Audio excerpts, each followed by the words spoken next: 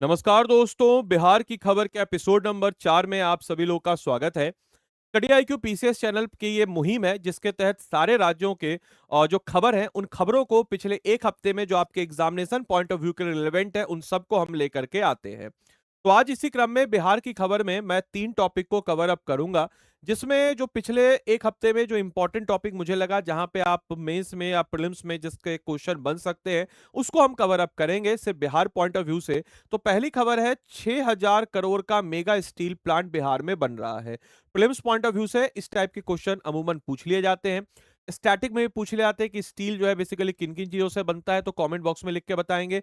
दूसरी चीज आपको बताते चले, इसका इस्तेमाल आप जीएस 2 के सेक्शन नंबर 2 में कर सकते हैं, जो कि हमारा क्या है, जो कि हमारा इकोनॉमी और ज्योग्राफी वाला पोर्शन है। इस करंट के पॉइंट को आप ऐड कर सकते हैं बिहार के उसमें।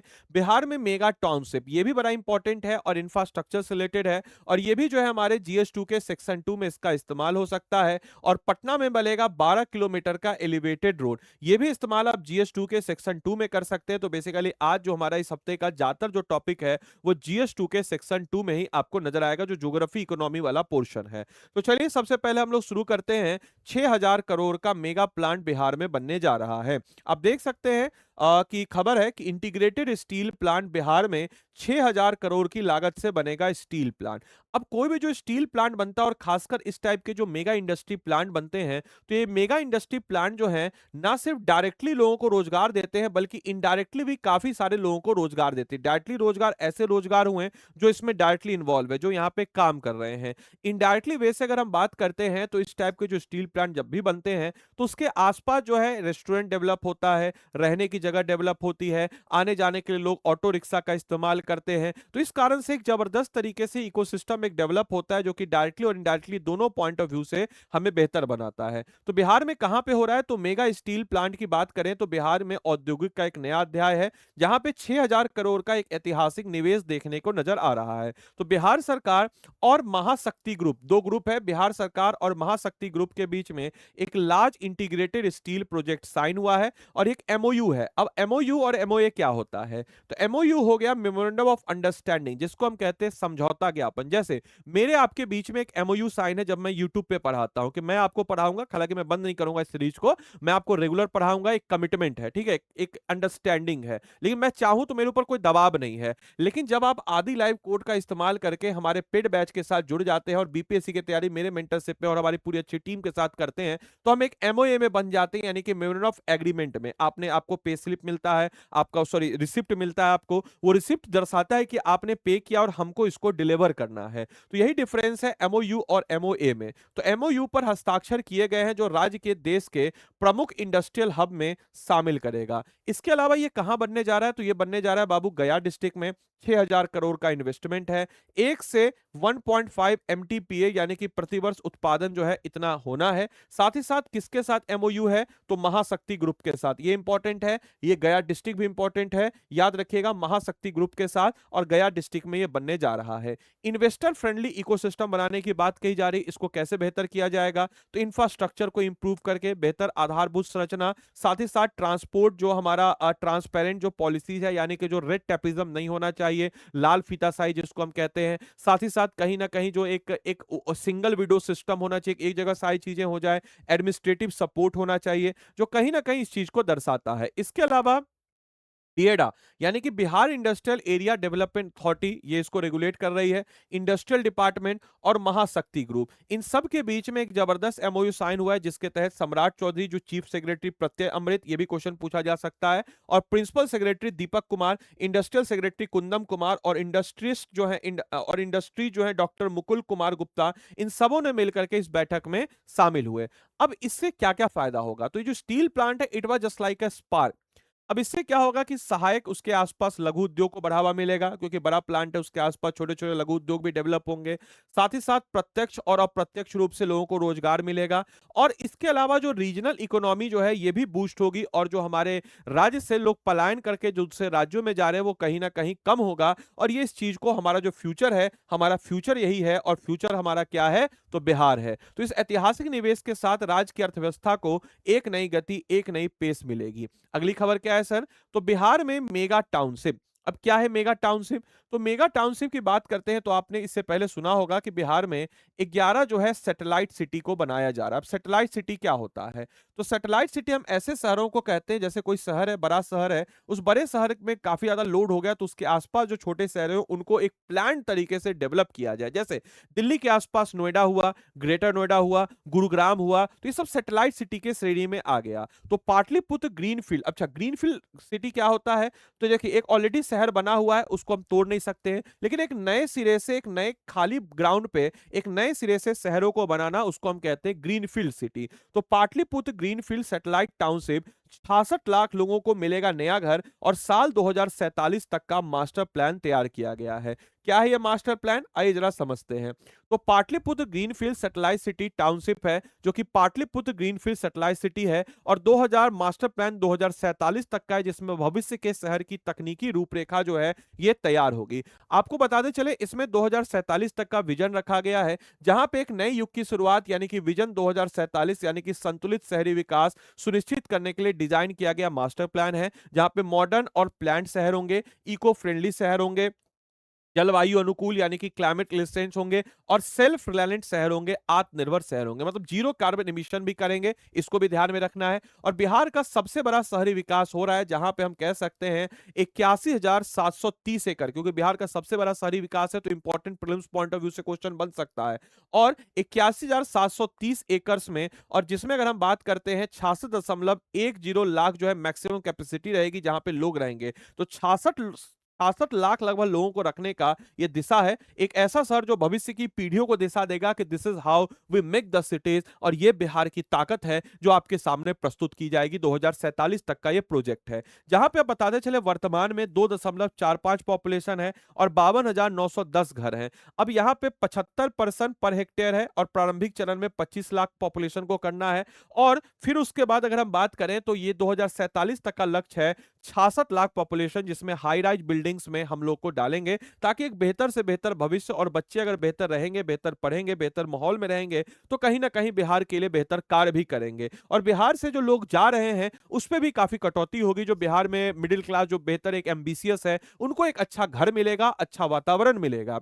स्मार्ट और संतुलित शहरी योजना होगी, जहां पे मिक्स लैंड यूज होगा, जहां पे ब्लू ग्रीन इंफ्रास्ट्रक्चर होगा, फेज डेवलपमेंट होगा, और ट्रांजिट ओरिएंटेड डेवलपमेंट भी यहां पे हमको होगा। और इन रणनीतियों का उद्देश्य बिखरे हुए और अनियोजित निर्माण जो हो रहे हैं, स्कैटर्ड जो है, उसको बेहतर करना। मास्टर प्लान जो आपके जो मास्टर प्लान एनाटॉमी है, 12 श्रेणियों का 4 जोन में है। आपको बताते चले 36.39% इकोलॉजी और ओपन स्पेस, जो पूरा घर होगा उसमें आपके 36% जो होगा ये ओपन स्पेस होगा, ताकि हरियाली भी मिल सके। वो सारी सुख सुविधाएं जो एक मेगा टाउनशिप में होती है वो सब यहाँ मिल रखे।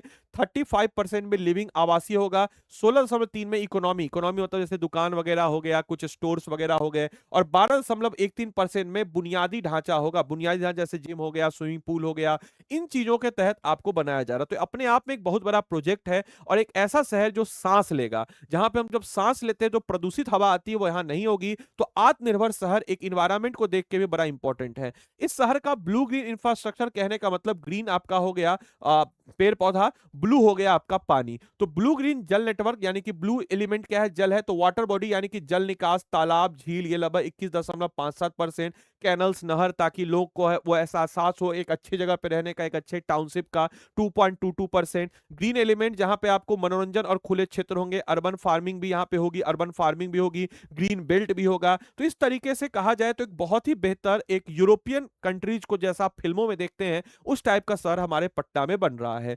जोन 2 और जोन 3 में आवासीय और आर्थिक इंजन होगा। लिविंग रहने के लिए आपके 35.18, जहां पे आपको 28,773 एकर्स में फैलेगा, और 66 लाख लोगों के लिए आधुनिक आवास होगा, जहां पे 200 पर्सन पर हेक्टेयर में होगा। ये योजना है, हाई राइज वगैरह भी होगा।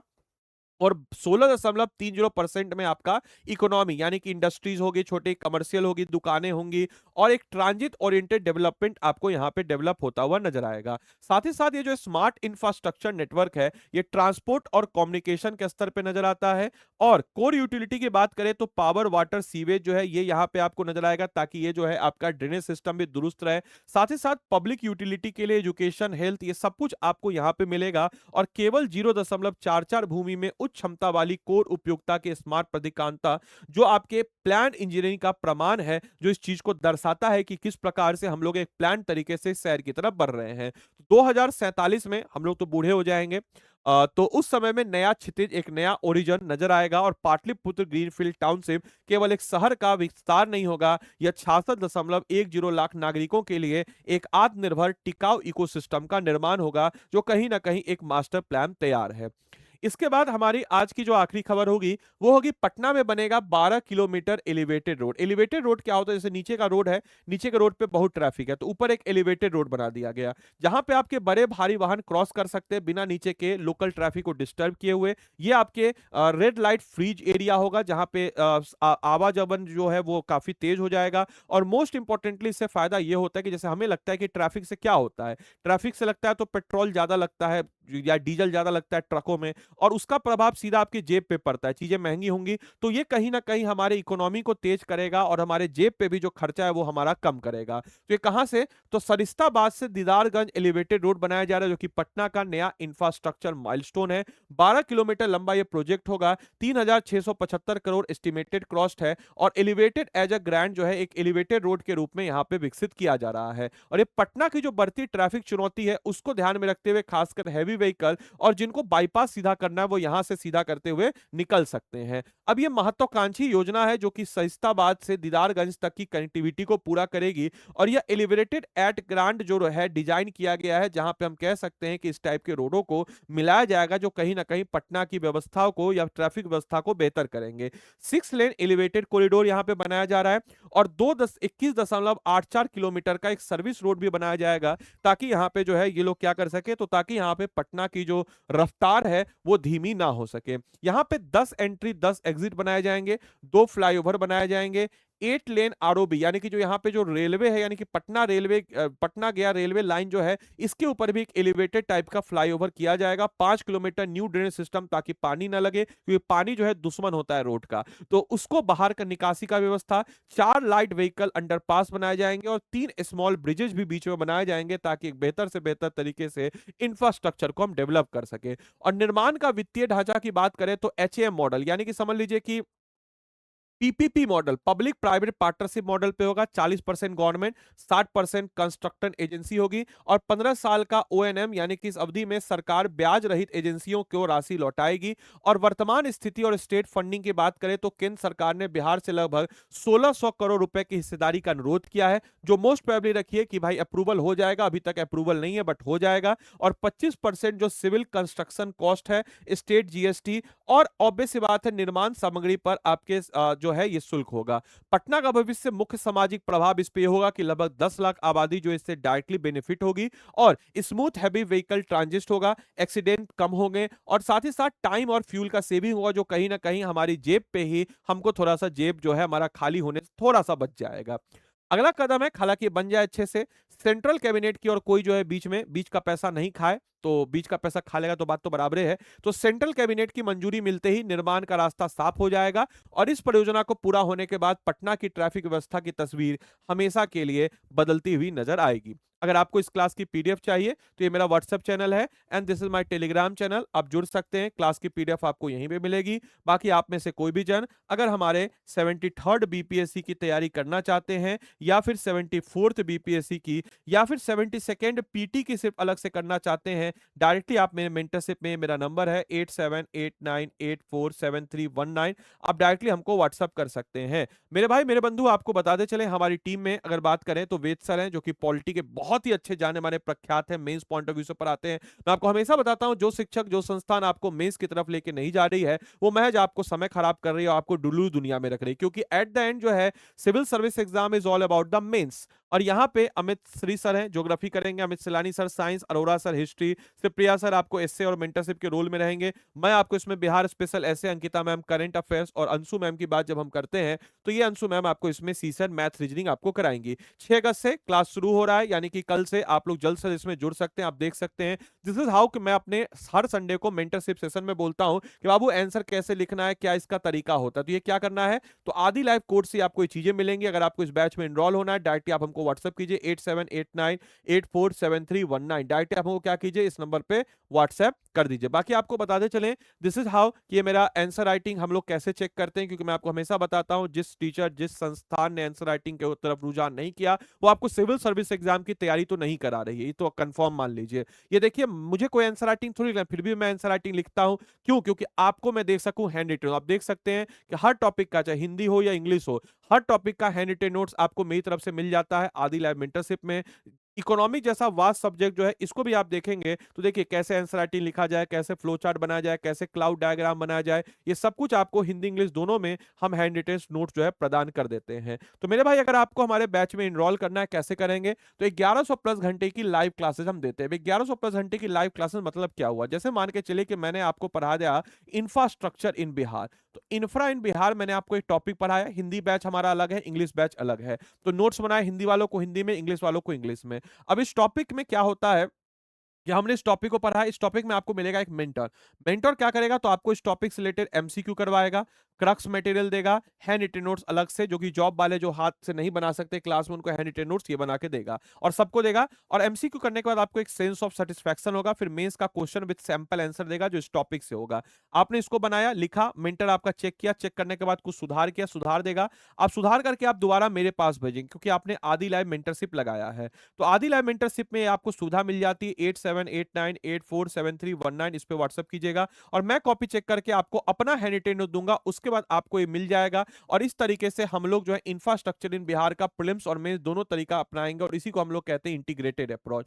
और कुछ इसी टाइप से 900 प्लस टॉपिक्स को हम लोग बिल्कुल अच्छे तरीके से आपको यहाँ पे कवर अप कराते हैं। और इस 900 प्लस टॉपिक्स को आपको अच्छे से कवर अप कराते हैं और 36,000 प्लस कीवर्ड्स को, और इसको कवर अप कराने में हमको 6 से 8 महीना लगता है। तो ऐसे बच्चे जो 70 सेकेंड पीटी का दे रहे हैं उनको मैसेज कीजिएगा, आपको हम इसमें 70 सेकेंड पीटी का भी हमारा टारगेट बैच दिलवा देंगे।